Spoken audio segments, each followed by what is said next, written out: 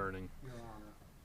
All right, I will go ahead and call this meeting to order, and we'll take our time until Mr. Crowell gets back on a mission that he's on my behalf. So we'll go ahead and get some housekeeping out of the way.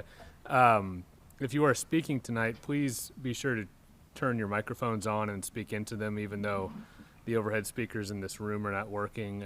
We will continue to do it for the sake of anyone watching remotely. So please and thank you. Ms. Perry, would you call the roll, please? Deacon. Present. Fitzwater. Hensley. Present. Kimna.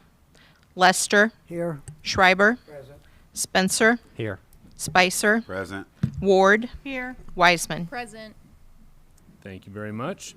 Next item on the agenda is to continue discussion of department presentations, where essentially we have representatives of each department present their budget, and then we can engage in discussion regarding those budgets, those proposed budgets, with the members of those departments. The first one on tonight's agenda is the police department budget. Chief Wilde. Good evening, and thank you for allowing me to present tonight's budget proposal to the council. There aren't, just a general overview, there aren't a lot of changes to this year's budget as compared to last year, but I'm going to go over a few of those items that have been proposed to change. Just an overview of the police budget. We actually manage 5 separate budgets, with the largest of those being the police general fund budget that incorporates about 71% of the total $12,871,101 budget. We have the communications 911 budget that encompasses about 14.6%, animal control that's about 5.7%, Mustang 1.85%, and the school resource officer budget that's about 6.46% of the entire police budget. Of the entire proposed budget for this year, fiscal year 23, approximately 89% is in personnel services, and 11% is other expenditures from the general fund. Breaking that down, and I'm going to go through each of those 5 budgets very briefly, but the police overview, the police budget 10,300 starts on page 56. That budget out of the mayor's document comes in this year at $9,168,511.17, of which approximately 91% is personnel services. We've seen a few changes, or few minor changes to that budget this year, and I'll go through those very briefly. One being our awards program. We've put a renewed emphasis on recognize our employees in public. We had our first foundation banquet this year to do so we've added $2,500 to the awards program. Ammunition and firearms. We were unable to fund that last year. 2 years ago, we had a difficult time projecting out that we were going to get ammo available, so we did a double purchase 2 years ago and did not purchase any last year, so we've added another $50,000 back to that line item for the purchase of ammunition. We've transferred some money from our 2 professional services for recruitment. That's line item 5,290, and we're going to put that into professional services, and that'll be because of the extra funding that we're needed for fingerprinting services. We're requesting to increase the emergency management operations line item by $5,351. That's based upon historical expenses from fiscal year 19 to 21. And also, I believe there's still a grant application out there by the emergency management office that they're looking at adding another person to their staff as well. And I don't know what that's going to have some fiscal impact on ours if that's approved.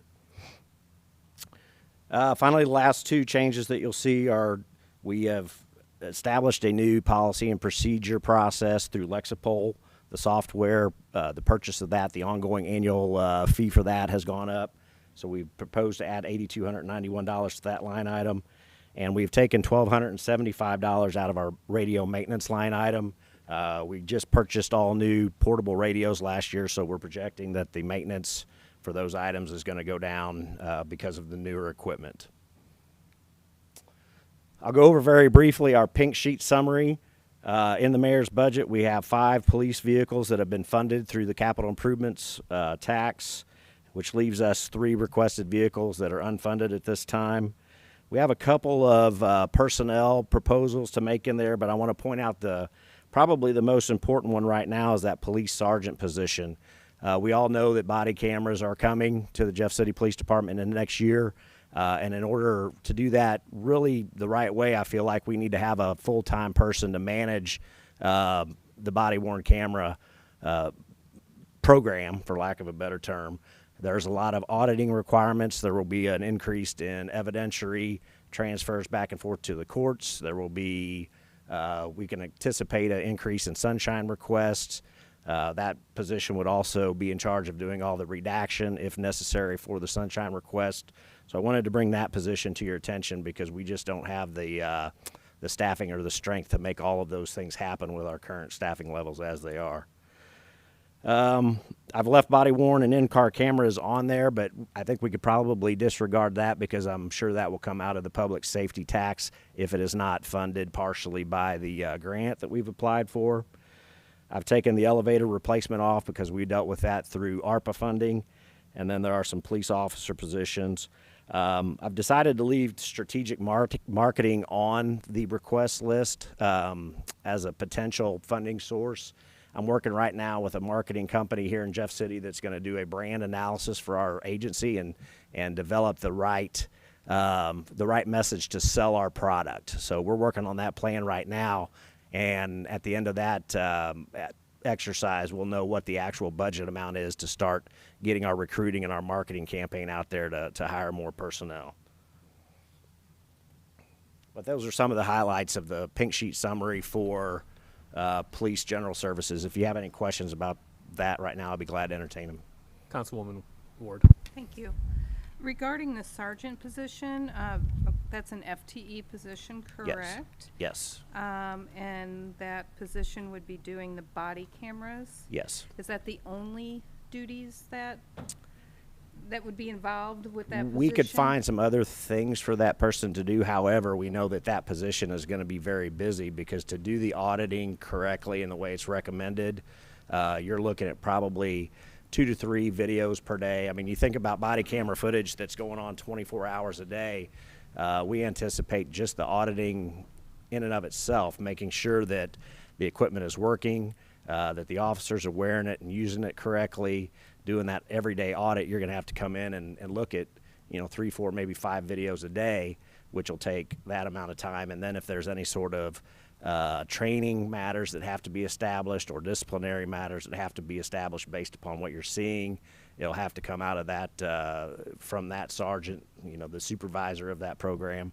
And then, like I said, for sunshine requests, the software that goes with the cameras themselves has a redaction feature because we can't release everything all the time. So that person would have to be trained on redaction, the right way to do it. So there's a lot of responsibilities there that we just can't anticipate at this time how much time that's going to take up. Okay. And I have a follow-up to that too. And I think you answered it, being that there's disciplinary actions that are involved with this particular position. Is that the reason why you need a sergeant level? Yeah, and that I would assign that position to the Office of Professional Standards so that, yes, if they did come across something that needed a training critique or training improvement for the officer, they could throw it into the training effort. But if there was something disciplinary outside of policy and procedure, they would have to initiate that discipline through the chain as a supervisory employee. Councilman Deacon. Do you hope to be able to find that sergeant from within the ranks, or are you going to have to go from outside? We have a lot. We would have a promotional process. I think it is advertised from outside, but we've got a lot of quality candidates from inside that I think would make great sergeants. Councilwoman Wiseman.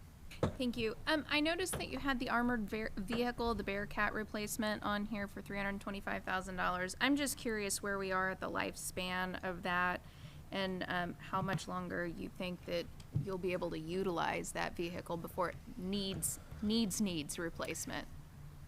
I think that I would categorize that now as a once replacement. We're looking to the future, and we want to make sure that we have that on the list because we know it's coming sooner or later. But do I consider it a critical need at this point? No. But the price of those do go up every year. What we're faced with the Bearcat vehicle is it is getting some miles on it and getting pretty beat up, and you get the opportunity to trade those in occasionally and resalvage some of that money. But in the interest of transparency, I wouldn't make that a top priority, from my office today. Thank you. Chief, in the public safety tax fund portion of the budget, it's way back it's on page 283. There's a line item for $700,000 for police field operating equipment. Is that sort of parked there for potential use for cams if we need it, or is that for something else? That's an anticipated dollar amount for equipment.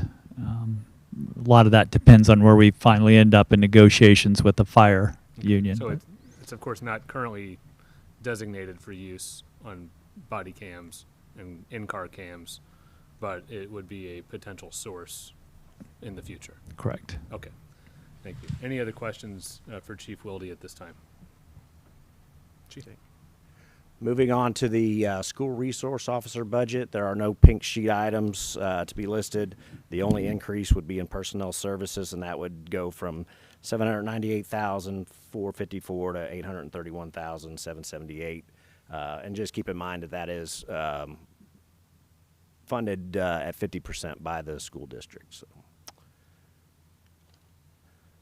Same goes for the Mustang budget. We've only added $500 to the materials and supplies because we have investigative software that is on a by use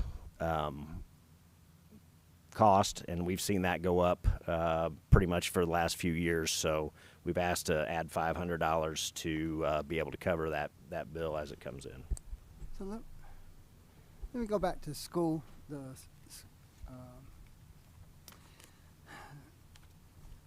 So I'm just curious why the holiday used to be for 19, 20, 21, it was really low for holiday pay, and then it jumped up.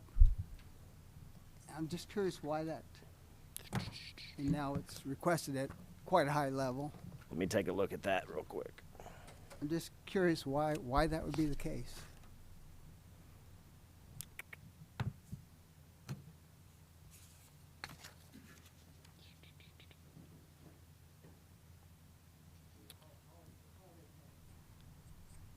I mean, generally when it comes to personnel services, and I'm not trying to pass the buck here, Sheila, but did you guys project that out at all? Why the holiday pay increased in the SRO budget? Yeah, 19, 20, 21, the actual was, 3,000, 5,000 at the most, and then 22 it jumped up to almost 16,000, and now it's being requested at 20,000. I'm just curious Wouldn't that account for the added holiday and plus the pay scale plan that's been negotiated in the FOP? Right, and if you look at what was adopted in 22, it's very similar to the 22 adopted budget, but this would take into account the pay changes for the FOP contract, as well as any modifications that would have come from the Juneteenth holiday. Okay,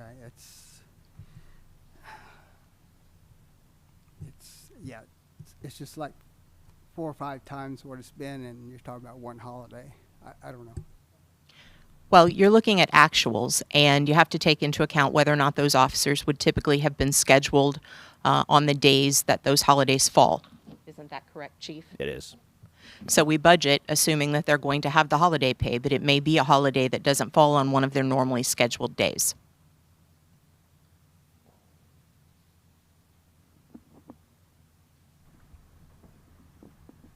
Any other questions for Chief Wilde at this time?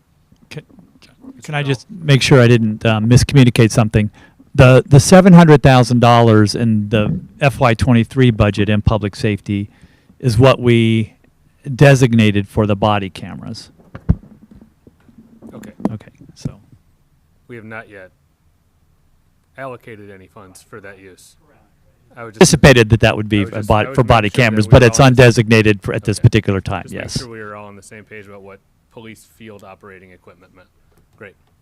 Chief Wilde? On to the animal control budget. Again, the majority of that budget line items that have changed have been because of the salary. Let me pull it up.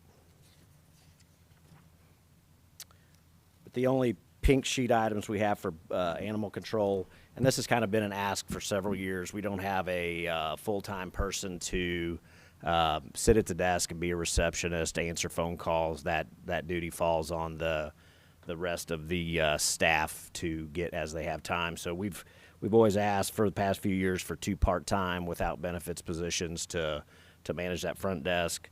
And then we have received funding for a vehicle, and that will be out of the animal shelter donations fund. Just a question, what is the standby plan?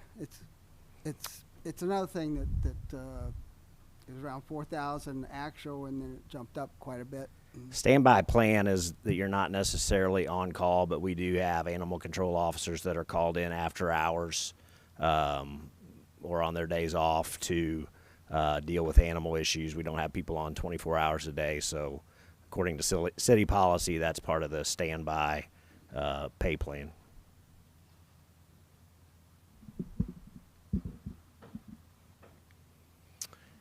And finally, the 911 budget. Again, there have not been a lot of major changes to that.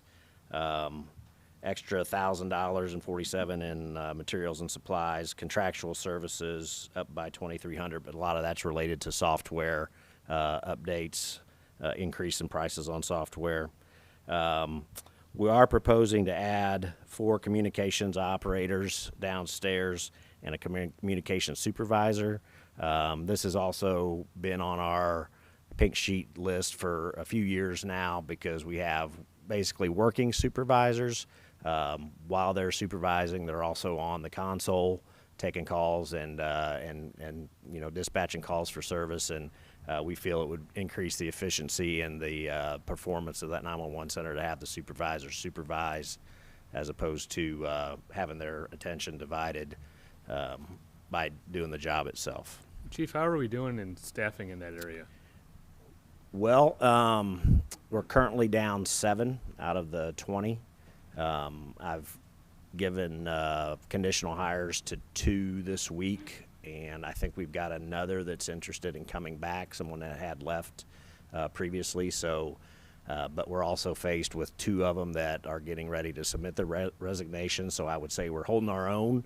We're not clawing out of the hole yet, but I see some positive progress going forward with I think addressing the pay situation recently. So we're seeing more interest in the positions down there. So we're currently floating around 13. Yes.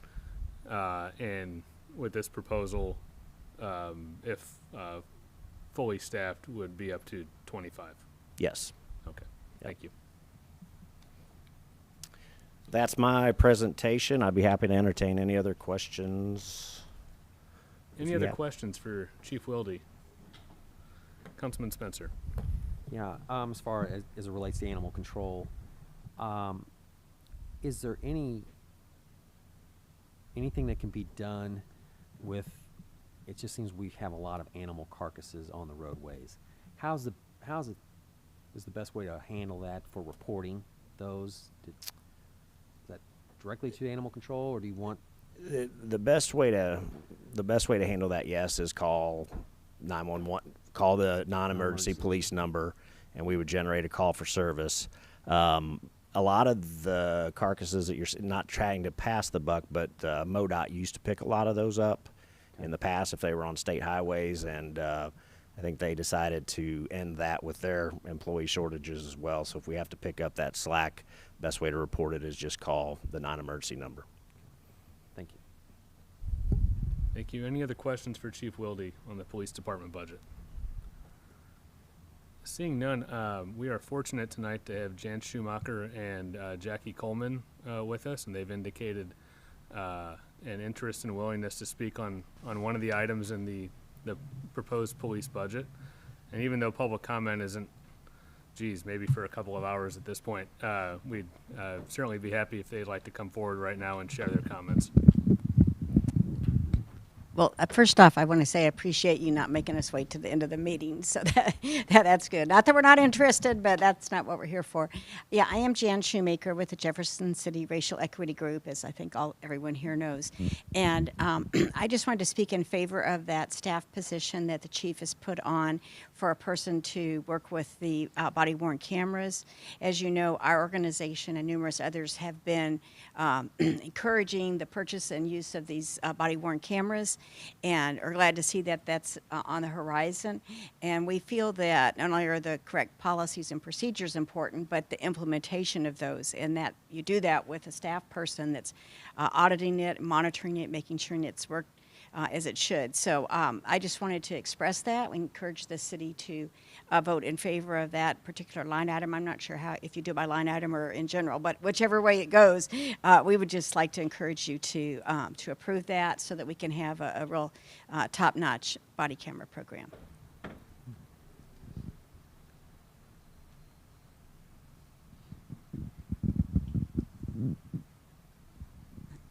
Thank you for the opportunity to speak to tonight. And I, too, would like to say thank you for putting in the budget or seeking a grant for the body cameras, because I think that's a win-win for Jefferson City. And so hopefully that will always remain there and we will move forward. And real briefly, I would like to thank Captain Wilde for extending a right hand, I must say fellowship, to invite me to his office to share my story and to say that if we had the body cameras on the night of December the 24th when my husband passed away, the results would have been different in the written report and the 5 witnesses that saw what happened, and my encounter with the police officers would have been different. And the ability that I didn't have my phone because it was taken from me. I'm not here. I'm thankful, and I told Captain Wilde that I am somewhat resolved in this, but the images are always there. But as a person of color, it is real. It is truly real. Whether I'm driving and being a person of color, or whether I'm running into the store and coming out, and what happened that night will be with me forever. And so I'm not mad at the police officers. They were wrong. But if we had the body cameras on, I would not have been treated the way that I was treated and physically treated that way, and the report would have reflected the truth. We lost a legend on that night. They had a disease that was not curable, but we were out on December the 24th. And so I've come before you on other issues. It is real. People of color are treated differently. And I will give you my telephone number. It's 573-230-5725. I don't mind visiting you over coffee, over beer, my favorite beverage, or over water. It's a story that needs to be told because all the people in Jefferson City have a story to tell, but never in my 76 years at 5 foot would I have imagined that happening to me. And so while we're growing together, the cameras and the staff, quality assurance and the training opportunity only comes with the quality of the program that you put around the cameras. I will be going to the paramedic office and going through the reports with the person in charge there. People of color, whether it's driving and the reports that we get, in this situation, it would have been totally different if we'd had the body cameras on and if I didn't ask for the sergeant's card because I was going to report this.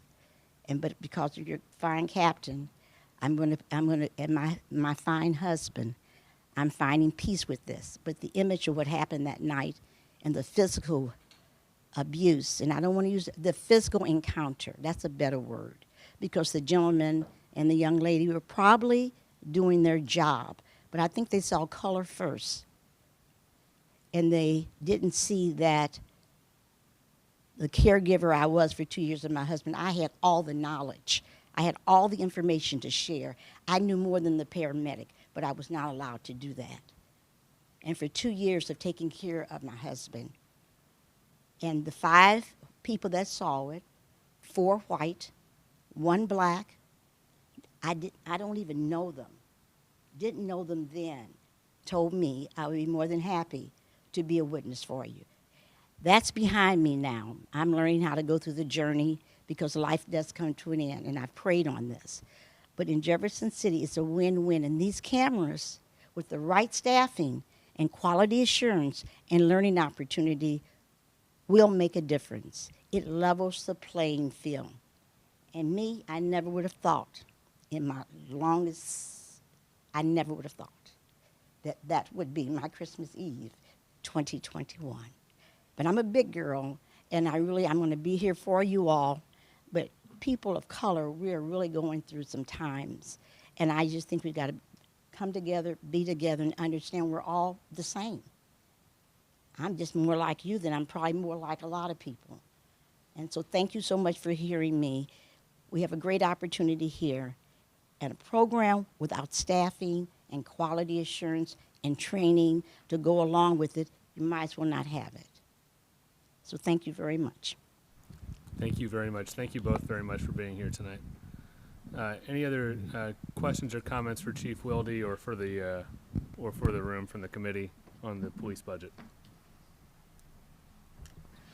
Regarding that 700,000 that we have put aside, and I know the number keeps on going up with how much the total equipment package is going to cost, but I think that money also will cover the maintenance or the license or the storage. That. Does it also, is it supposed to cover personnel? I remember discussing this in public safety committee meetings, and if... Well, it's my understanding that the public safety tax itself was for personnel and equipment. And a lot of that had to do at the time with salary increases, which, you know, we were able to get through, and I think the fire is working on theirs. But yeah, when you're looking at the big number for body cameras, a lot of that is the hardware, the software, the storage, which is a lot when you're looking at 24 hours a day. We've also included in that proposal, you know, I think it's $6,000 for the auditing software, because it's my goal to have a body-worn camera program that is auditable, that we can show every time we go into a video that it's not been tampered with. You know, the auditing portion of that is to maintain trust with the community. I've talked to a lot of folks that just don't trust that we can manage the video ourselves, which I'm proven on paper that we can by doing it the right way. So yeah, right now that budget I think is for around $655,000. That's over a 5-year period. That's as good as the last quote that we've got for everything back in the spring. Those quotes generally expire after 30, 60, 90 days. So when it comes to purchase time, it may be a little different than that. I don't know what the costs have gone up since spring, but it should be a fairly accurate number. Thank you very much. Councilman Spencer.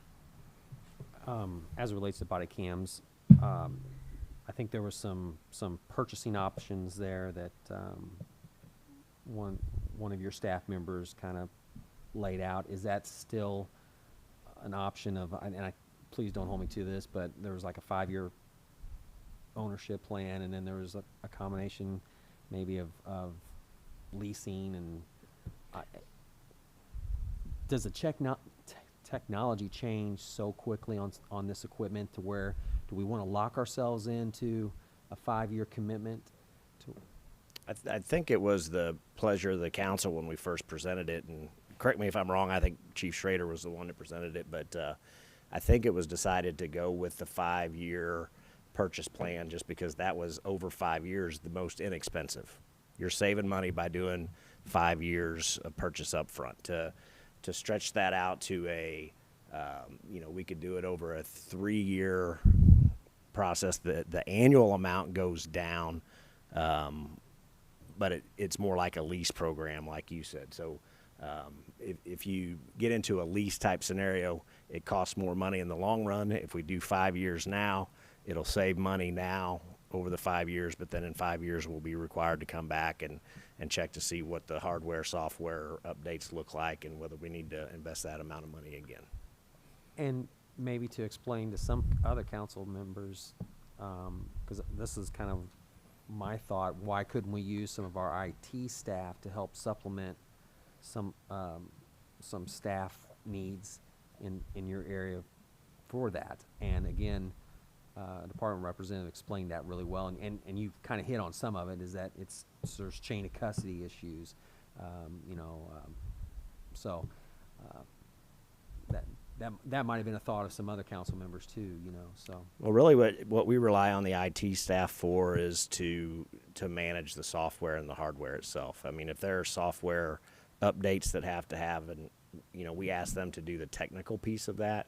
Same with hardware installation, updates. But when it comes to managing the actual software platform itself and managing the policies and the procedures that tie into that body-worn camera program, that's really our responsibility, I think, and again, going back to the supervisory role of that, making sure that the equipment's in working order every day, that we're making sure they have it turned on, using it correctly in accordance with policy and procedure really falls on our shoulders and our supervisory staff.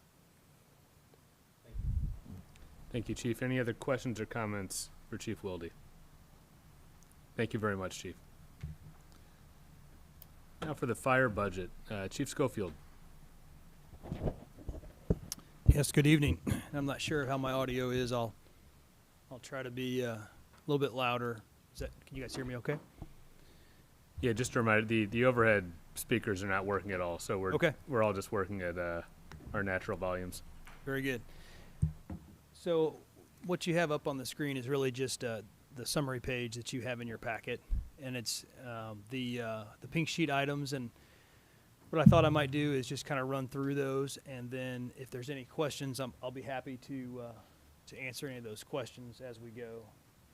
I'm going to make sure I have the right thing pulled up here too. So in terms of staff request and personnel, this is one that you've probably seen before. You're pretty familiar with seeing in these pink sheet items annually.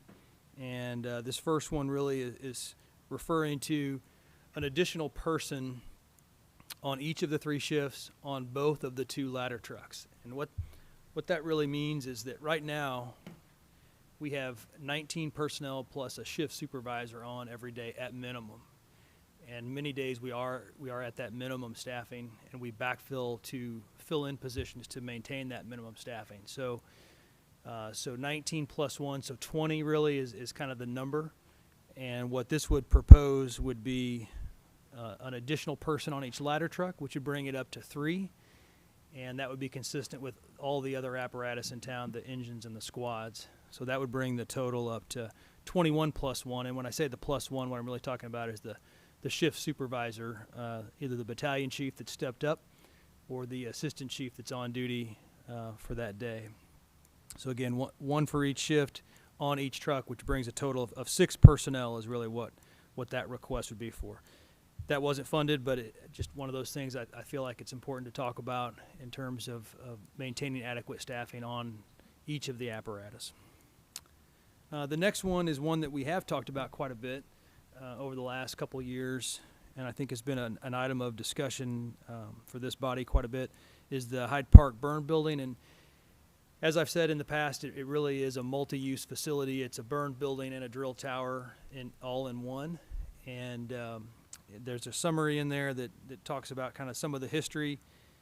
In talking with Chief Rennick, it's our understanding that that building was constructed in 1992, and he said he was given the keys after the flood of '93, and so 1993 to 2023, so it's right at 30 years old, and it has been used extensively over those years.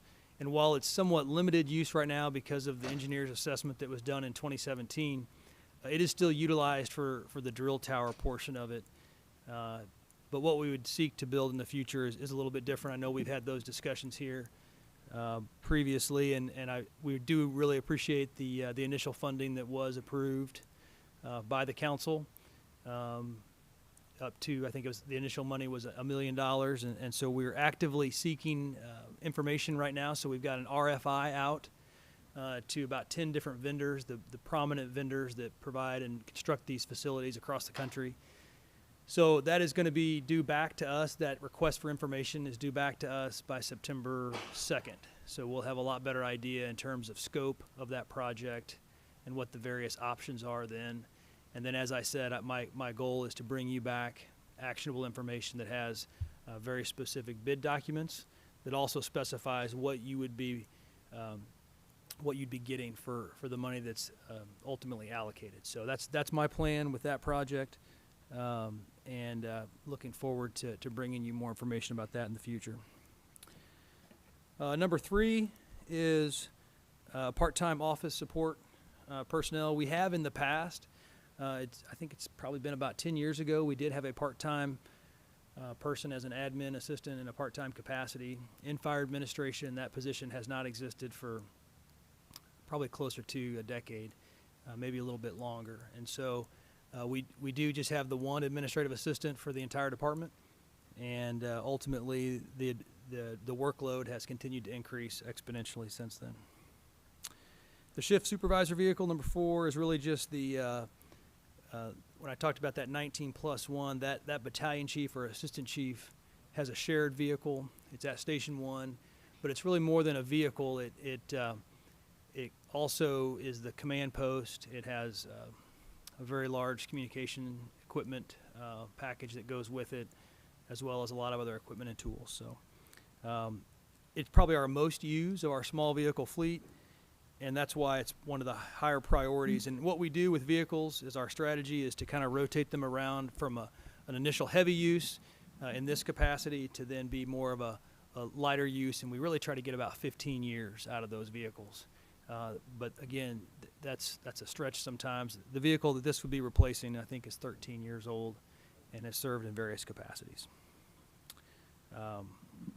The fire hose is something that was funded in the mayor's recommended budget, and it is also currently an application was made for what is the FEMA Assistance to Firefighters Grant Program, and that grant program, we had hoped to know something by now. Typically, we would know if that was successful or not, but the federal government is backed up on these grants, and we don't know if that's going to get approved or not through the AFG process.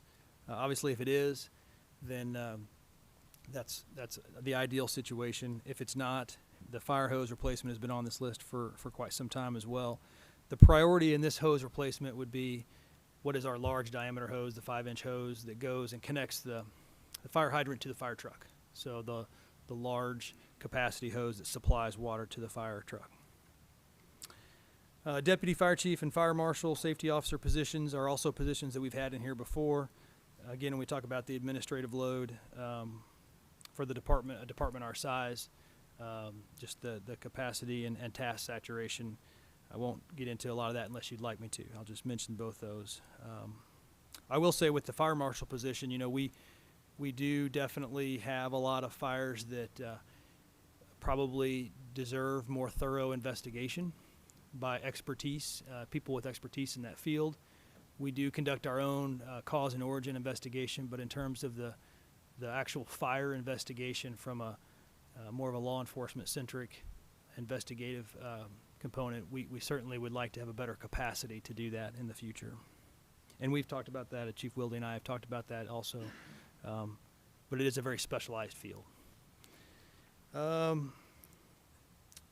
The ATV really is just more of a rapid response use vehicle that would be utilized for festivals, access to the island, various things, more maneuverable, would have a small skid tank that could be used for wildland fire, things like that.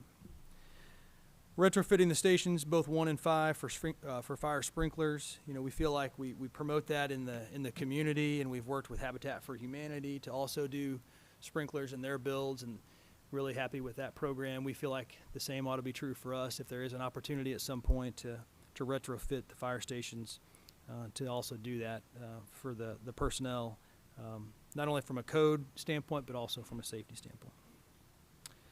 The annual fleet replacement is really just a placeholder that we've said.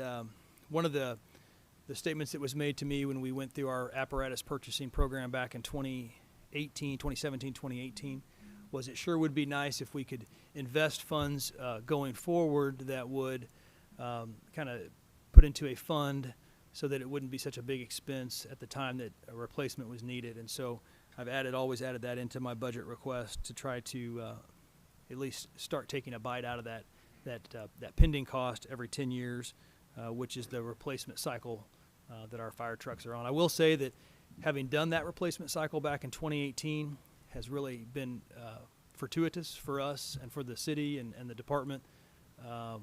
The things that we're hearing now about fire truck replacement, everything that you heard from Public Works for equipment is probably compounded tenfold in the fire service or the fire truck world. Very difficult to get trucks. When you can get them, they're sometimes 30-40% higher. You know, contracts are canceled, and your trucks are sold off the line to other people who are willing to pay the money. So it's a pretty tough place to be, and I'm glad we're not having to deal with that, honestly. I'm glad we did that, and I really appreciate the support of council in doing that back in 2017, 2018. The number 12 is the ballistic protection. The RSOC did fund a portion of that. We're still waiting to see if there's leftover funds. There are 4 sets of ballistic helmets and plate carriers that would be specific for the fire department to be used that have been approved in the grant. We're just waiting for delivery on those. Chief, so how again, much was that funding award? It was a very limited amount. I think it was around $6,000. So it was just really enough for just really one company set that would have to. We thought it'd be a good opportunity to not only try that, to see how it worked, see if we liked the product, and ultimately how we would incorporate it. We're told that if there's remaining funds in that RSOC cycle, that those are also going to be coming to us. We don't know what that number is yet. Again, they're also running very behind there. We normally would know that number by now, and probably should have known that number, but don't have it yet from Regional Homeland Security. And then the final one is the ARF truck. It's also something we've talked a little bit about previously, but it is still a high priority, and we have not given up on that. In fact, we're working some of the channels now to see if there is some other potential funding opportunities. As everybody knows, you know, it's a major purchase, a big significant piece of capital investment. We feel like there are a lot of other stakeholders at the airport, and we're seeking their assistance in some of the funding for that project too. So that's it in a summary. Is there any questions that I could answer or maybe add to for the pink sheet list? Any questions for Chief Schofield? Councilman Lester.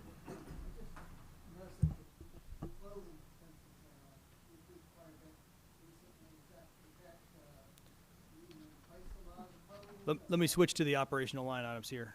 Give me 1 second. Yeah, no, it's a good question. So when it says clothing, it's probably not maybe the most descriptive term.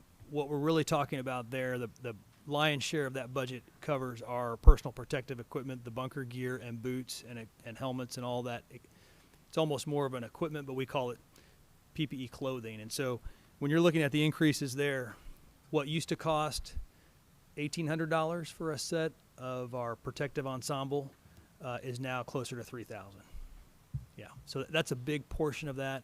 But we're also trying to keep our personnel in fairly up to date bunker gear as well. You know, we try to cycle those out so that not only are we making sure their bunker gear is high quality and good shape, but that we're trying to cycle it at an appropriate time too. But yeah, that is the majority of that cost. Councilman Schreiber. Chief, I know that we had some extensive discussions with the mayor and the county and the state with regard to item number 13 of the pink sheets. Yep. And I know we discussed the fact that our airport here in Jefferson City was about the 5th busiest in the state. Mm-hmm. A lot of it because of, business with the state. So, since we don't know if we're going to get any grants or anything, have we made any progress? I know that was about 2 years ago that we started really seriously discussing the issue, and sadly in the past we have had some fatal air accidents over there, and we talked about how this could be used for other needs as well. So is there any progress being made in discussions with Callaway County and some of the other stakeholders that we had discussed? I am optimistic. I think that it's kind of when we, even last week we were talking about, there's a lot of grant money out there. It's very difficult to attach it to your project and then actually receive it. And so all the conversations we've had with all the stakeholders, whether it's Callaway County, whether it's the National Guard, OA, MoDOT, Highway Patrol, Conservation, all the public entities that are over there, and even the private entities. We've talked to the Jeff City Flying Service, the Airport Advisory Board. Everybody is 100% on board, and I think we're kind of finally congealing that all into kind of a coalition of folks that are all working together. And we've had some recent conversations that I think are very promising. So while it is number 13 on my list, the reason it's 13 is not based on need or priority. It is solely based on the fact that we feel like there are so many stakeholders in that endeavor that we're just trying to get them all rowing in the same direction so that we can attach ourselves to some of that pass-through funds that might come through the state or through the feds. But I do think there is opportunities, and I think that it may come back to us in a cost share. So I don't know. That's kind of why I wanted to keep it on your radar. I just don't know yet. It may be that we look at some public-private partnerships, which I think also have some potential. But we are working very hard behind the scenes to see where that goes. And like I said, I do think we're making progress. It's slow, but I think we're going to get there. Our position has always been, the other reason it's 13 on a list of 13 is that we feel that the city's investment in that project is the personnel and the training and some of the other equipment. And we feel like this is a ready-made opportunity for a one-time capital investment by some of these other stakeholders. And so that's why we know that ask of almost $1 million from the city really isn't realistic in our current budget environment. We know that, and so we're respectful of that, and we understand how difficult that would be to incorporate into the city's budget. And that's why we're trying to look for that alternative, maybe a little more creative funding mechanism. But I hope to be able to report back good news in the near future. Do you feel like that the $869,000 is, with the way things are, and is that an accurate figure? Or is it a big question mark? It is, and we don't even know really which. We would never want to identify a vendor in advance. It all depends really on the timing. Okay. What we're seeing is the timing of when we can get locked in for a contract cost. But one good thing about crash trucks like this is that they're pretty much cookie cutter. You don't do a lot of tweaking to them. They kind of come one way and you get to pick the color. So, that means it's streamlined in the ordering process, but they are big. In fact, we tried to get a demonstration a vehicle here so that we could see it, and they're like, we can't bring you a demo because if we have a demo, it's sold. And they can also be kind of off-road as well. That's right. It would be Right. available to respond off airport property. When we think of the risks to the airport, that really is not just the runway, and that's part of the reason they're constructed the way they are, is they've got to be able to make remote access.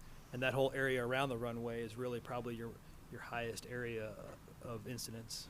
One last question is that based on response time, and when you talk about training for this piece of equipment, would there be personnel already in place at the airport, and how many personnel would it take to operate a vehicle of this type? Well, so I guess to answer your question, it's a good question. Right now, we have a couple limitations. One of the limitations is the building that it's in. Yep. It would also need to be modified or reconstructed, or we have to find a different location. The other one is the personnel that typically drive the crash truck come from Station 1. So there's a couple options there. Potentially we could keep the truck at Station 1 and they could respond from there in a short-term basis. But our preference would probably be at some point, if there's opportunity to, I know that it was mentioned, I think, in the Public Works discussion, after their tower as the first priority, one of their other priorities was to rebuild the maintenance building, which would also house the crash truck. And so that's a possibility as well, when that building is constructed, that it be built in such a way to accommodate a truck this size. And I know there's also some cost share there as well. So it would even if we made the order today, these things take about a year to build from what we're hearing and seeing. But if we actually had personnel at the airport, that would certainly help on response time, and particularly if you had an issue getting across the bridge or something. That is true. Typically, a truck like this is pretty automated, so it can be operated with just one person, but we would have the rest of our crew helping with ancillary duties and also doing some of the firefighting. Okay. So Thank you. Yep. Thank you. Councilman Spencer. Just had a quick question as far as some other specialized equipment, air packs. Where are we at in the cycle of those? Yeah, so we're looking at like about a 15-year cycle on the air packs, and there was a pretty big investment made, and I'm probably going to be wrong on the date, but I think we're at about year 11 or 12, if I recall correctly. So it is something on the horizon, whether we need to, at some point upgrade those or replace them. And that is a pretty big ticket item. I think the last time we looked, we were about 3 years out, maybe, of that purchase replacement. Yep. Councilman Schreiber. One other thing, Chief, in regard to the issue of the fire marshal, are we able to use at need the state fire marshal services here still, or are they pretty well spread out as well? We do utilize them, and probably more so than most. If it's a state facility, they need to be involved, want to be involved. Yeah. We would always call them on that. But typically, we would reserve them for some of the more high-profile, high dollar loss or life loss calls. We wouldn't, and nor would most fire departments call them for the more routine types of fire calls for investigative purposes. I think they're charged. They're stretched pretty thin too, and so we do utilize them, and have and will continue to, but we try to reserve that for when we have a major concern, whether it's high dollar loss or life safety loss. Okay. Thank you. Thank you, Councilwoman Ward. Sorry, thank you. This is related to a potential, an item that has been removed from the mayor's budget. It's the solid waste services. Do you see that impacting your personnel, therefore that may be impacting your funding also with increased calls due to our community burning their leaves and their limbs and their walnuts or whatever they have been taking to the free yard waste center? It's a good question. I think that when we talk about yard waste, we do encourage every time we send out a media release about, hey, the burning season is either opening or closing. We always add that line, to utilize the yard waste drop off as an alternative to burning. So there is certainly that potential that if they don't have that option or they have to pay for that option, that it could mean increased calls for us. Yeah. May I redirect that to Mr. Sanders? Do you see that impacting your inspectors for nuisances of? I really do not know of any examples where, certainly someone could say, well, I have nowhere to take it, but in reality, they would have somewhere to take it. They would just be responsible for paying a tipping fee, if you will.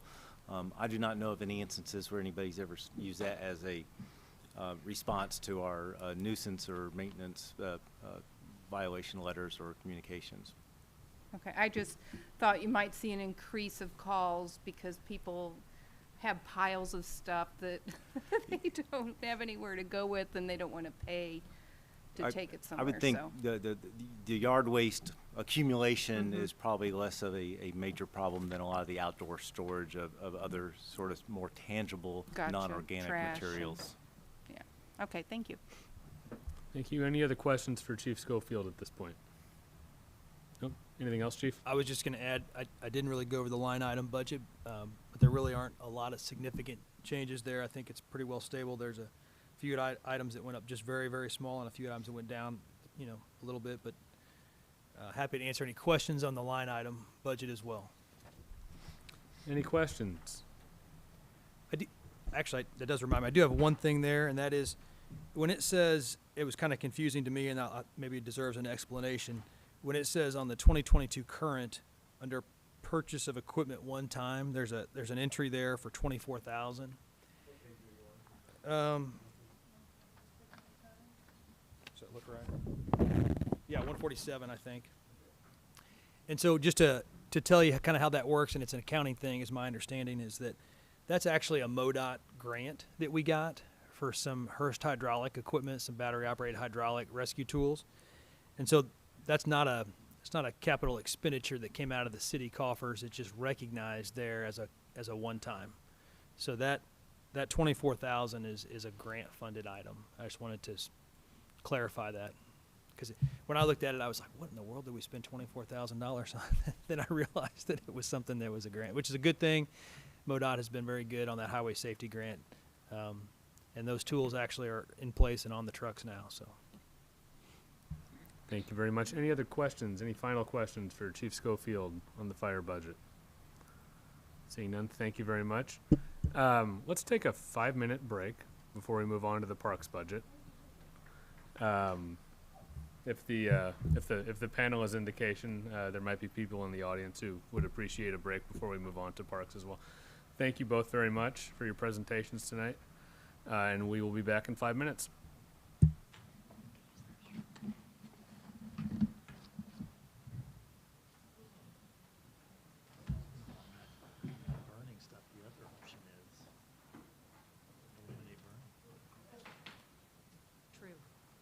Which we should have done years ago. True.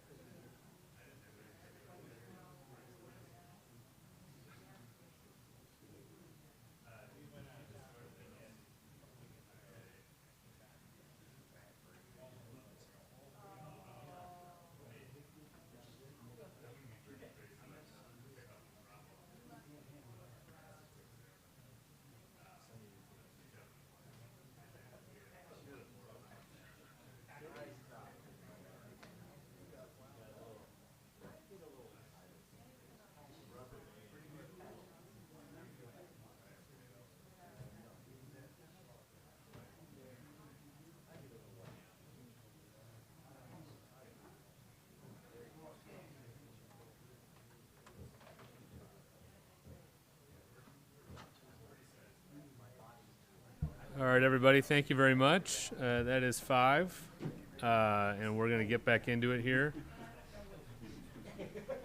with a presentation of the parks budget. And I understand Mr. Leichel will be presenting the budget this evening. Thank you.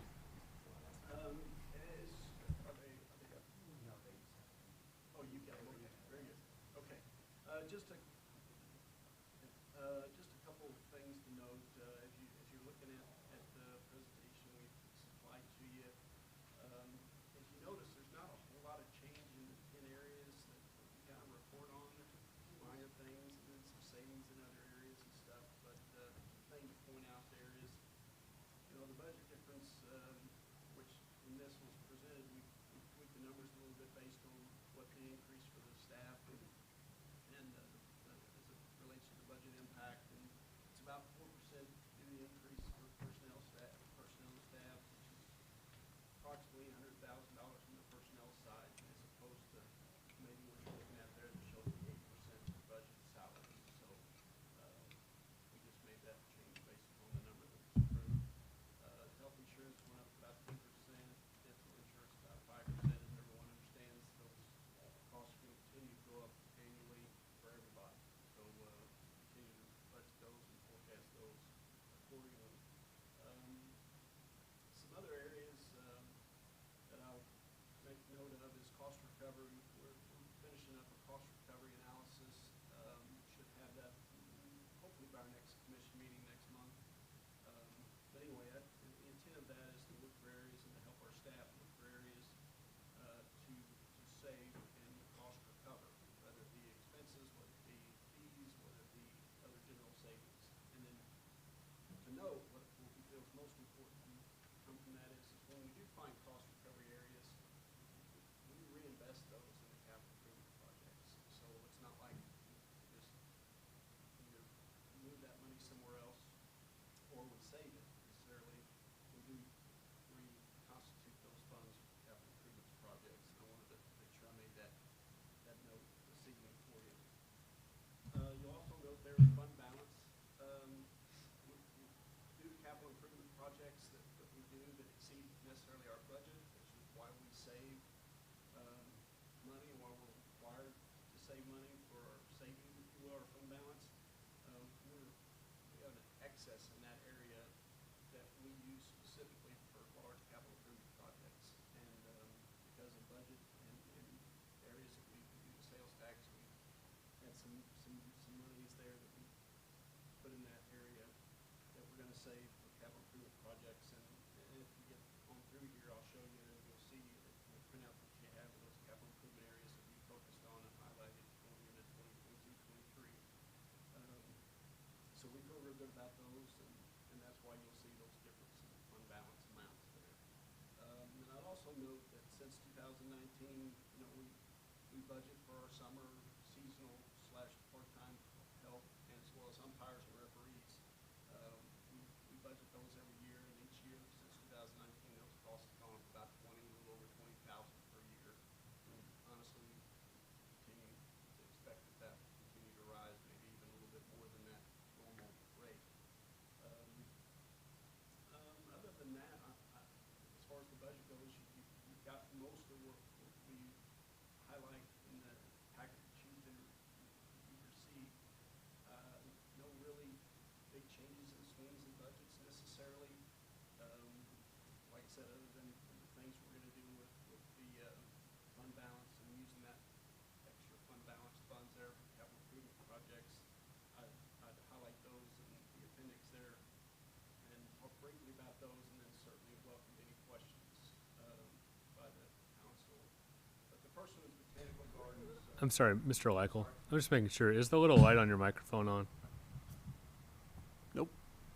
It is now. It is now? I Okay, thought you great. said they weren't working, so I didn't push it. Sorry. Yeah, it's we have people who are also watching remotely, and Okay. it'll also be on YouTube, I think, at some point. So even though we can't hear it amplified in the room, it will be useful for remote viewing. Very good. Thank you. Thank you. So anyway, just touch base there, or follow up Appendix A there, the attachment there regarding the capital improvement projects that we have budgeted for and will be accomplishing in 2022-2023 budget is the Botanical Gardens. That project is gaining momentum and speed that we're really excited about from a Parks and Rec department and staff to provide to not only our community but our guests in Jefferson City, to encompass all that we're trying to do there at Riverside Park, with the amphitheater and other improvements to the park area. So that's going to be an extremely nice amenity, not only to our park but to our city, and welcome our guests to come see those those very neat amenities of the park. The next one there is the amphitheater restrooms. This is a phased operation, as most operations are, that we knew we needed to do restrooms at the time. Whenever we did the initial budget for the amphitheater, budgets can get really big really quick, and so we phased that in. This was the next phase of the operation to add those restrooms to the amphitheater, which are much needed. The next one there is Frog Hollow connector, which is pretty important. We're always looking at areas with our greenway to try to expand and connect. And this is a pretty big connector we feel very strongly about that will connect key parts of our community together in the greenway. And this will all be on park property that was donated to us back, what year was that? I forget.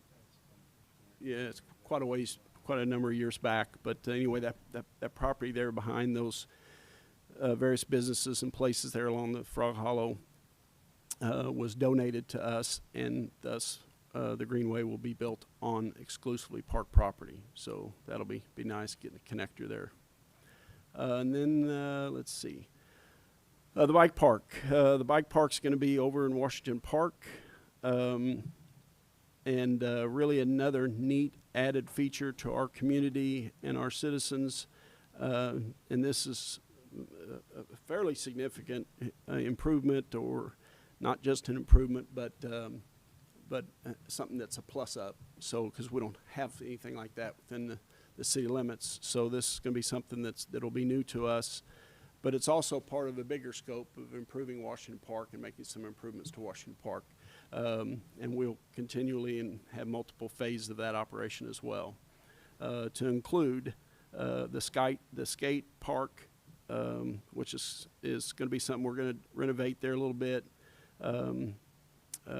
which is pretty neat. Right now there's a few elements there that need some improvement on for safety reasons, and we're making strides to complete those and get those done. And then part of our long-range plan there at Washington Park is to either resurface or remodel that park, the skate park that is. So, along with several other amenities within that park. So that's kind of a highlight of our budget, kind of where we are. If you have any questions specifically about a certain area, I'll certainly be glad to answer those.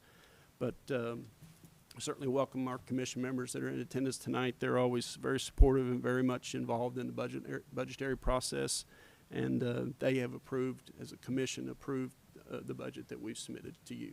So, Thank you. Any questions for Mr. Leichel? Councilman Spencer.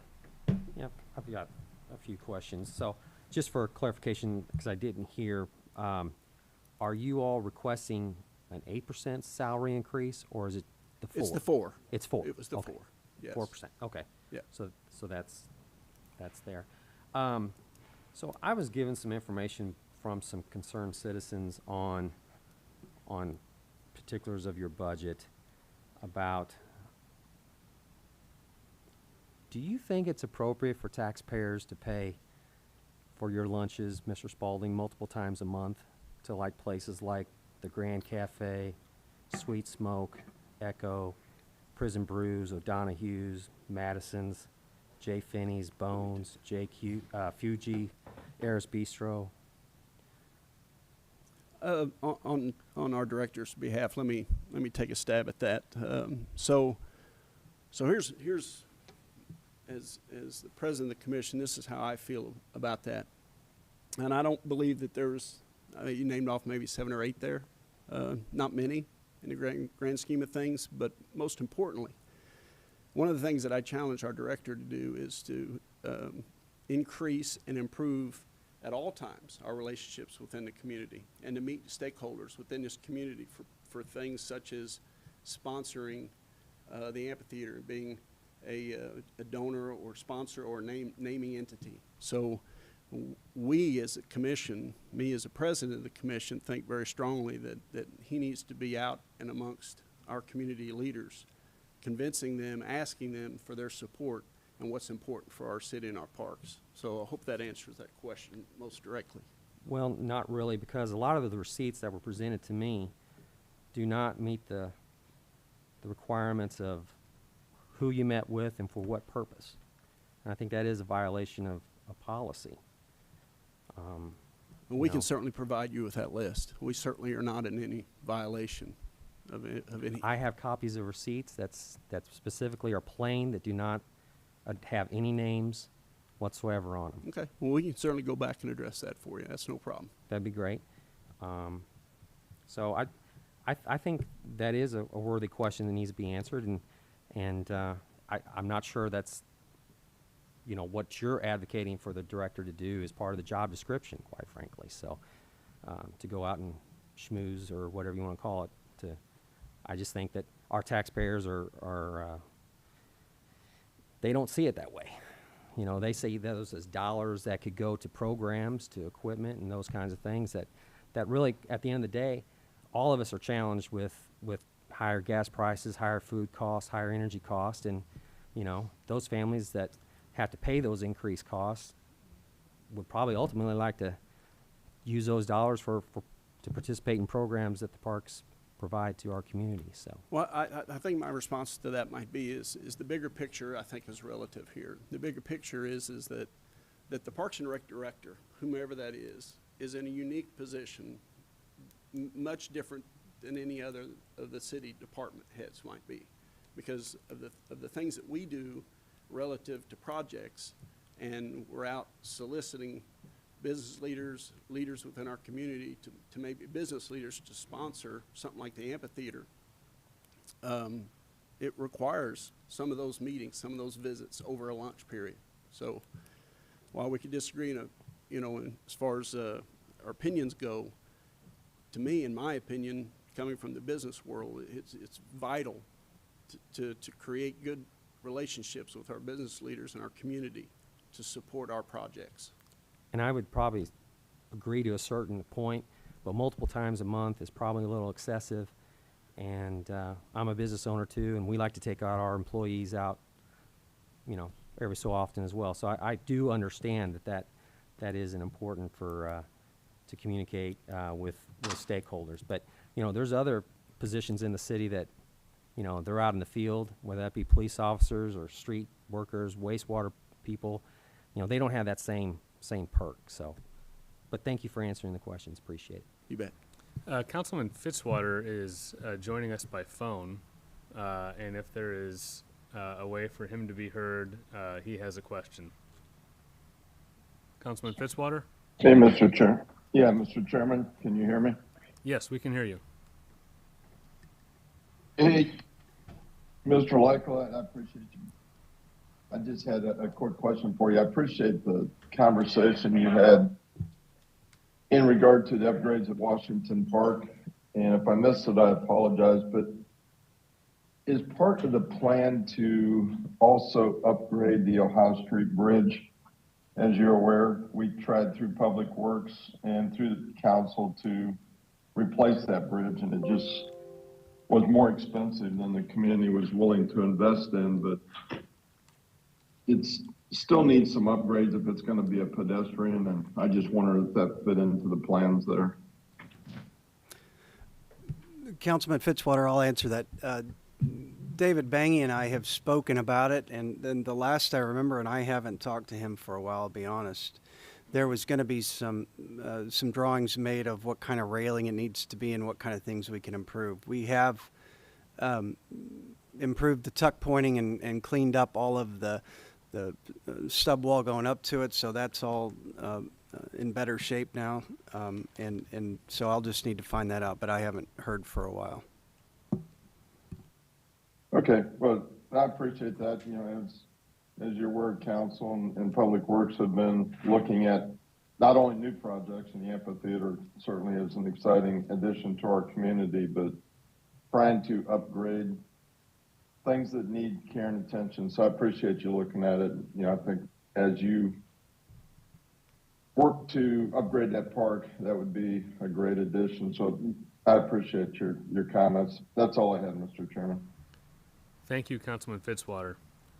Any other questions on the parks budget? Seeing none, thank you all very much. Thank you, Mr. Chairman. Next item this evening are what are labeled the miscellaneous funds. Who is presenting? I'll do that. So if we could start on page 328. This would be the Jefferson City Veterans Plaza. In this particular budget, you will see in most of the miscellaneous funds that any interest income that has been budgeted as revenues in prior year has been removed. We are currently in the process of negotiating a banking contract, and at the time we discussed this, the interest rate was going to be minimal, so it was removed. Once the banking contract comes back, we may have a little bit more that we can put into there. But in this particular budget, JC Veterans Plaza Trust Fund, $1,000 has been budgeted for the Veteran Plaza maintenance and repairs.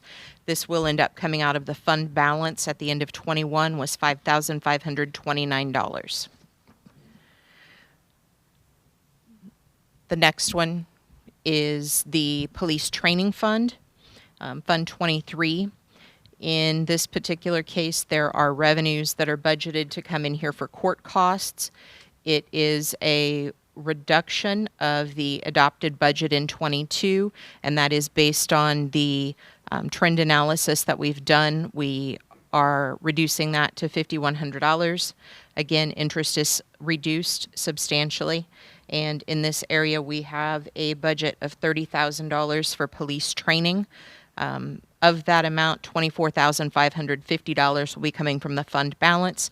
The fund balance at the end of FY21 was $65,196, and of that amount, $21,000 was budgeted to be used in the current fiscal year. The next fund, Fund 24, lodging tax. We have $1,200,000 budgeted as revenue here, and then in the expenses, those are transfers out either to the general fund for the administrative 2% that the general fund receives for administrating this particular fund, and then the other amounts that transfer out are to the Convention and Visitors Bureau and the transfer to the Conference Center Fund. Fund 25 is the City Hall Trust Fund. Nothing here anticipated for revenue or expenses for that matter. We do have a small amount for interest income, and if that comes to fruition, it will transfer to the fund balance of that particular fund. Anything that we're talking about here, use or transferring into fund balances, will actually happen within these individual funds. Fund 27 is USS Jefferson City Submarine Trust. Again, a small amount of interest income budgeted here and no expenditures. If the submarine committee were to, the submarine crew were to come to town, we would do some budget amendments to put some funds into there. They do have a fund balance at the end of 21 of $14,322. Fund 29 is the Woodland Cemetery Trust Fund. In this particular fund, there are $5,000 in cemetery restorations that have been budgeted and a small amount of interest income going in. The amount expected to be used from fund balance is $4,850, and at the end of FY21, they had a fund balance of $27,600. The next group is actually going to be back under capital improvement tax, which is starting on page 268. The first one is Fund 42. And Ms. Berry, I'm sorry, before you proceed, Sure, Councilman I'm Spencer sorry. has a question. Yes, so the lodging tax, can you maybe give us a little understanding of why maybe that's not, comparatively speaking to all the other taxes, why that hasn't had any major overages like other? So the lodging tax is based on hotel occupancy. These are the taxation fees that are paid by the hoteliers based on how much occupancy they have through the course of a month. So there is no increase projected here in the budget. We've left that one fairly consistent. I think in 21, it did have collections of slightly more than the 1,200,000 that we're looking at. This particular budget for the fund is actually a calculation. Whatever dollar amount we have in for revenue, the city will have 20% of that, 2% of that revenue for the administrative fee. And then it also, the remainder of it is split between the two pieces that we send to the Convention and Visitors Bureau. So we could change the revenue here in whatever amount we wanted. The expenses would increase incrementally in the same manner. One of them is 3/7 of the tax. The other is 4/7, again, after we have removed all the administrative fees. Okay. And it looks like 2021, we've seen an uptick, rebound somewhat of that. So hopefully we're moving in the right direction for 2023. Thank you for that explanation. Okay. Thank you. Any other questions at this point? Seeing none, please proceed.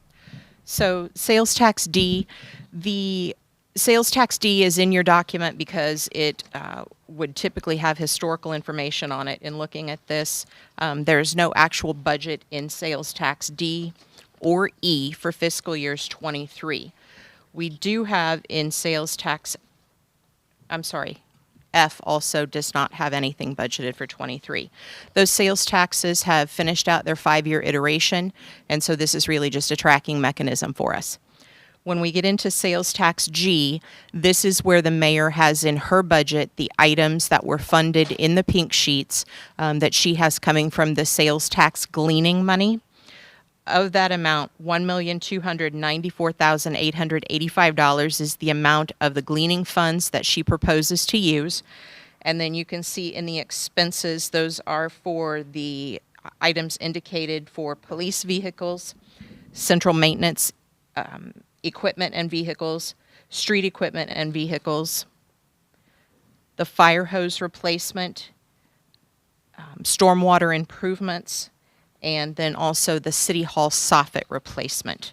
So those are all of the things that, again, she proposed taking out of the sales tax G gleaning funds. Anything that has previously been budgeted here is not reflected on the document you have before you. Those are actually handled as reappropriations. So what you have here is new money that's budgeted. Thank you. Ms. Perry, a quick question. We've been informed that the amount, the gleaning amount, could be around $3.9 million. Correct. Almost $1.3 million is reflected here. Are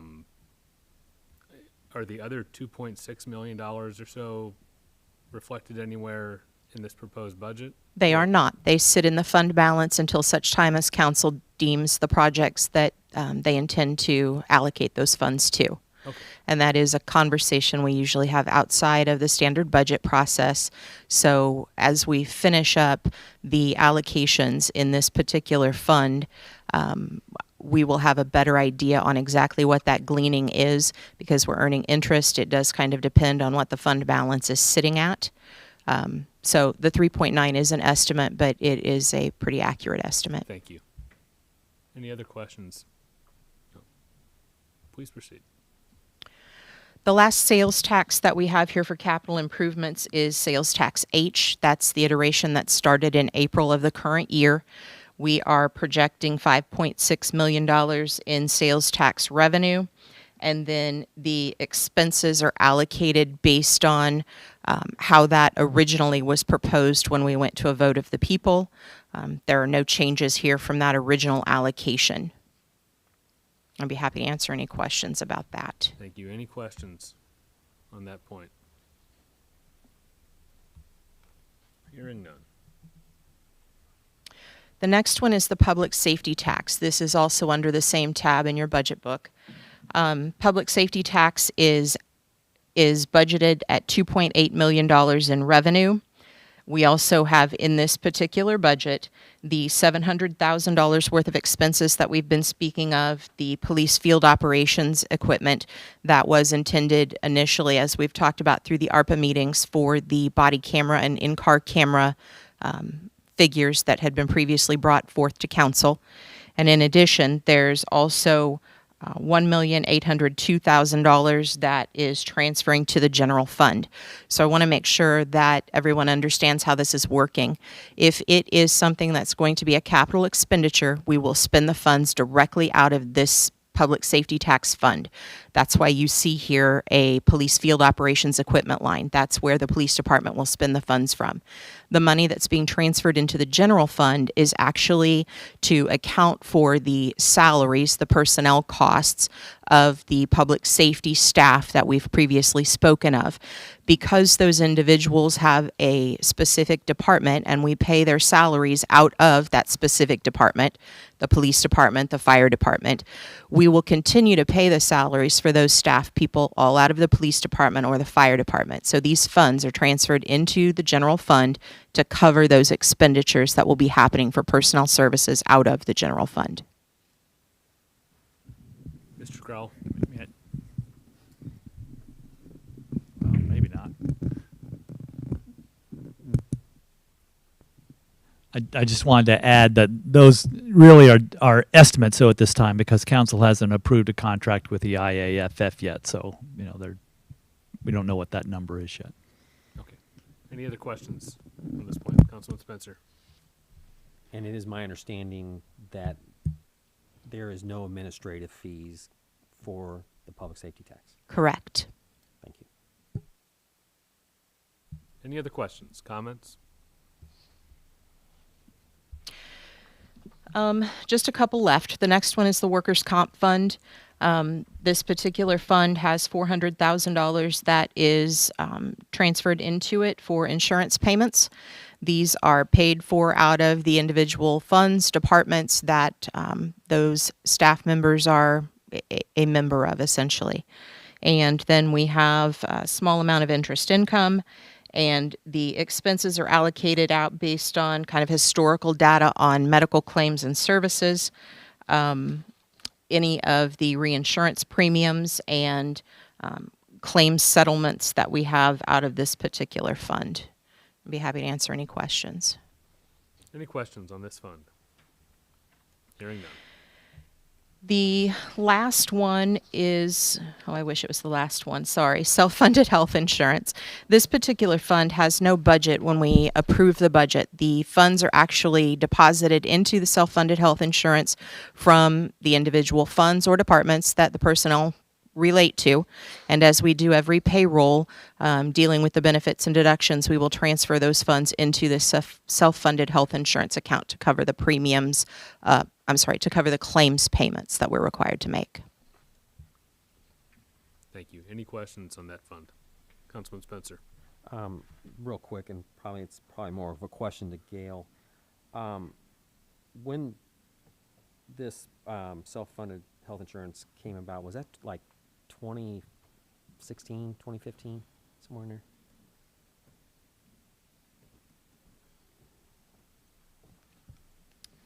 Boy, that's a good question. I feel like it's maybe longer than that.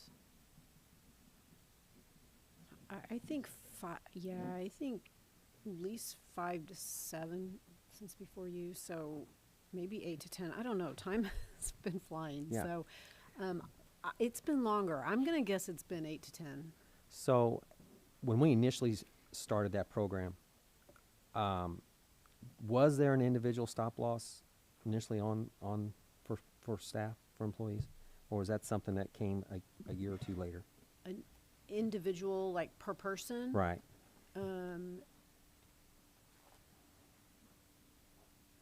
So we had there was, but then we have reinsurance that picks that up. Okay. Our amount is just so drastically higher than comparable, well, like the county, for instance, and it's just, did we, that's why I guess I'm asking, were we initially in line with the county with our individual stop loss, and then because of heavy claims, then we kind of upped our coverage amounts to maybe offset some cost? Or I'm just trying to get an idea of Yeah, we've definitely had some large claims, and we have some that are ongoing, very large claims.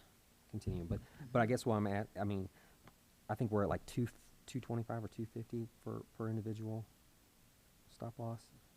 I mean, were we at a reasonable figure at one time? And Okay, so no, that has gone up since we started, and we've tried to keep that down, but it has gone up a few times since we've gotten it. Just like our work comp has gone up a number of, actually that's gone up a lot more even than our health insurance has. okay. All right, thank you. Thank you. Any other questions on the self-funded health insurance fund? Hearing none. Okay, this one really is the last one, the TIF redevelopment. We're going to hold you to this one. It is the last one. The figures in this budget are actually driven by the amount of revenue that's collected on the general fund sales tax, the capital improvement sales tax, and the park sales tax. Those are the figures that we use to determine what's going to transfer into here from each particular fund. So that's where the revenue. Can you tell us where we are? I'm sorry. I think it's the last tab, which would be. Thank you. It is. Thank you Yes. very much. Sorry to interrupt. That's okay. So that's how we determine what the revenues are going to be, because each of the sales tax collection pieces has a revenue amount that transfers in here to the general fund, or I'm sorry, in here to the TIF fund. The expenses are actually determined by the TIFs that we have that are still open and ongoing, and the estimates on what those revenue figures will be, because we pay those back to the developer. So total expenses, $52,656, and again, the same amount will offset in revenues coming from all of the different sales taxes. I'd be happy to answer any questions. Thank you. Any questions on that point? Hearing none. Anything else you'd like to add? Nothing. Thank you very much. Any final questions on the miscellaneous funds? Councilwoman Wiseman. Thank you. I have a question generally. We were just talking about sales tax G and the additional funds we were expected to be able to glean. Correct. Are there any regulations against funding, like putting the remaining amount so that way we end up with our 17% general fund? Are there any regulations against doing that, or do we have to use them for projects? Because of the fact that it was pitched to the citizens at voting time as a capital improvement, it would need to be spent on capital improvements. Could we do that like we have done for ARPA and find something from that we need to fund that has already been funded? I mean, is there any statute or regulation prohibiting us from doing that you know of? I don't believe that there is, but I'll refer to the attorney. Yeah. So the only real regulation is the capital improvement sales tax statute, which just requires that funds raised by that sales tax be used to fund capital improvements. And capital improvements has a fairly broad definition. It's essentially any fixed asset or piece of equipment that has a useful life of at least 2 years. So the exercise that I think you're asking is there things that qualify as capital improvements that are funded by the general fund, and can we reallocate? Yes, you could do that. It's just the exercise of finding things that are eligible for capital improvement sales tax, and making the necessary budget moves to reflect that. So just the only regulation is that capital improvement sales tax have to be used on capital improvements. Okay, so we could fund that kind of like we did the ARPA is basically what you're saying. And I mean, we In did theory, ARPA a lot yes. of forward stuff, but we could go back and say, well, we did something with streets and let's refund that from sales tax G. So that would, so I would say that's not a legal question. That's probably an accounting / auditing question. From a legal standpoint, no, nothing would prevent you from doing that. The volley's back to you, Ms. Perry. You're welcome. I've asked all the worst questions on a Monday. I would not recommend that from the perspective of we are talking about an FY23 budget. I assume that when you talk about going backwards and saying, okay, we've funded these projects, so we could essentially reimburse ourselves if that's what you're looking at. You've got a really short window of opportunity to accomplish that because it would have to be finished by the end of the fiscal year. I just wouldn't recommend it. I would say you continue to do this as you move forward. Okay. And our current budget proposed for 23 at this point does not have really any capital items included in the general fund to speak of because the mayor funded those out of the capital improvement tax.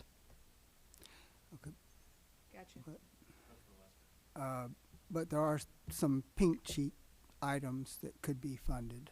Is that correct? Correct, but those have not been funded out of the general fund, so the only ones that have been funded pink sheet item-wise already came from gleaning funds. You're more than free to fund any of the other pink sheets that qualify as capital from there as well. Councilman Spencer. To kind of piggyback off Councilman Weissman's question, could we use some of these, the 2.6 million that's left over that we would typically do, calling the gleaning exercise, to use for the JC rep economic development, since there is an economic development line in capital improvements? I'll handle that one. Thank no. you. So there is capital improvement line item in the sales capital improvement sales tax, but that is limited to capital improvements that are designed to go to economic development. So obviously you will oftentimes see that as a cost share to allow a business or a facility to expand, or maybe we pick up part of a road that needs to go to it. I believe that's the fund that was used, for example, for the Helias stadium expansion. We helped fund some of the Myrtle Street improvements that made that possible. And so while it is economic development in nature, the actual end use of that is, dirt in the ground, asphalt, things, as opposed to something like the JC Rep, which is very clearly a professional service. So that would be a really hard sell. I don't think we could do that. As far as legal, or as far as legal. Legal, okay. Yeah. And the follow-up question to Mr. Marash, it was listed in E or F, I believe, the Wildwood extension. That might be some dollars, because that was a previous project that was the community was behind and discussed, and maybe we could use some of those funds for that project. Yeah, that's a road project, so that that fits the would definition, fit right if that's in what with the everybody wants to do. definition, so, and that's another project that the county has kind of taken the lead on with purchase of right-of-way, and design and engineering. It's on the shelf, from what I understand, so there wouldn't be too much heavy lifting from us if we wanted to partner with the county on that project, in your estimation, would there? No, if that's what the funds want to be spent on. The only thing is you'd probably want the county to try to increase their cost share as well, because we usually try to get 50% of those, and some of that is out in the county still. Right. But long-term, strategy for annexation growth, I think that's a natural addition to the city limits. So, but yes, I think that would be a good partnership between the county and the city. So, thank you. Thank you. Ms. Perry, anything else? No. Thank you. I'd like to offer the opportunity also just for any of the department representatives who've already presented, which is everyone, if there's anything else that you'd like to add before we close this portion of the process. Anyone? No. Okay, well, that completes the department presentation portion of the budget process. I want to thank everyone who prepared for and shared information for our benefit. And that also, we're nearing the end of the sort of 3 introductory meetings of the budget process. So, no one here is there anyone here for public comment this evening? Doesn't seem that there is. Any committee discussion of the budget this evening? Seeing none. So our next meeting will be this Thursday, August 25th at 5:30 p.m. here in this room. From here on out, really the main topic is going to be committee discussion of the budget. And this will be where members of this committee will bring their priorities and changes that they would like to make and propose them here, ideally with proposed offsets or funding sources to match with their proposed new expenditure. Meetings from here on out will also be limited to 90 minutes. Thank everyone for sitting through a couple extra long meetings, but we have a hard set end at 90 minutes for the rest of these meetings.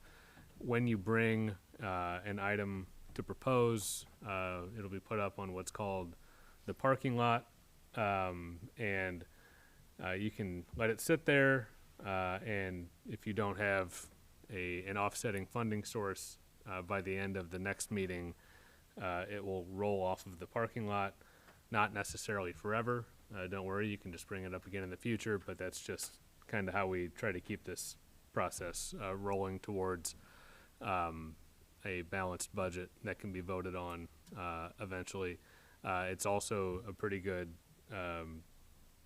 rule of thumb to try to check ahead with staff or other council members who you think might be interested in or involved in that particular item to run the traps before you get here to share something publicly. That's just kind of more a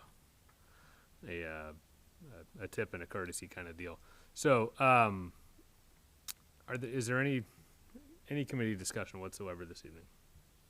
Seeing none, see you all back here on Thursday night. Thank you all very much.